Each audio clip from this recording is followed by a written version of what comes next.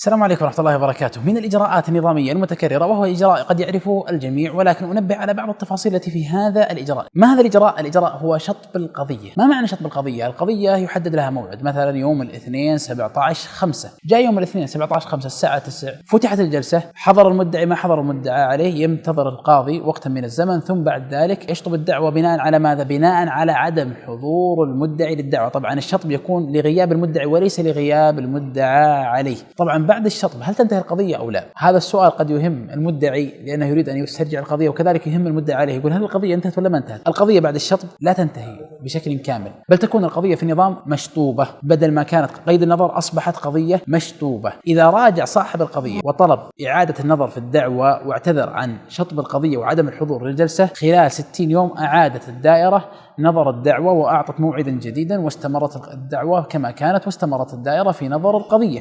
لو مضت 60 يوما ولم يراجع صاحب القضية أصبحت القضية ملغية، يعني كأن لم تكن، كما نص النظام على ذلك، تصبح القضية كأن لم تكن، يعني كأن لا يوجد أي قضية قد أقيمت لدى هذه الدائرة. فلو رجع المدعي يقول أريد أن أستمر في قضيتي، أريد أن أرجع وأكمل الدعوة، نقول انتهت القضية لأنك ما رجعت إلى بعد 60 يوم. لكن إذا كان قبل 60 يوم فيحق للمدعي إعادة النظر في الدعوة واستمرار الدعوة. طبعا هناك أحوال قد تستثنى ويستثنيها النظام حال الغياب، منها إذا كانت القضية جاهزة للفصل فيها، يعني بعض القضايا قد انتهت ووصلت إلى آخر مرحلة من مراحل التقاضي، فللدائرة الحق في الحكم في الدعوة حتى لو لم يحضر المدعي. كذلك من الأمور المستثناة إذا طلب المدعى عليه الاستمرار في الدعوة، خصوصا إذا كان المدعى عليه طلبات، يعني أحيانا المدعي يطلب والمدعى عليه يطلب، يعني مثلا دعوة مالية طلب المدعي إفراغ العقار، وأنا المدعى عليه طلبت سداد باقي قيمة العقار، فالآن المدعي يطلب والمدعى عليه يطلب ثم ما حضر المدعي، هل تشطب الدعوة؟ من حقي أن أحضر عند الدائرة، وإذا أراد القاضي أن يشطب الدعوة يقول يا شيخ أنا أطلب الفصل في الدعوة لأني أنا طلبت قيمة العقار والمدعي ما أعطاني قيمة العقار، فحينها من حقك أن يحكم لك القاضي إذا ثبت بالبينة أن لك حق مالي،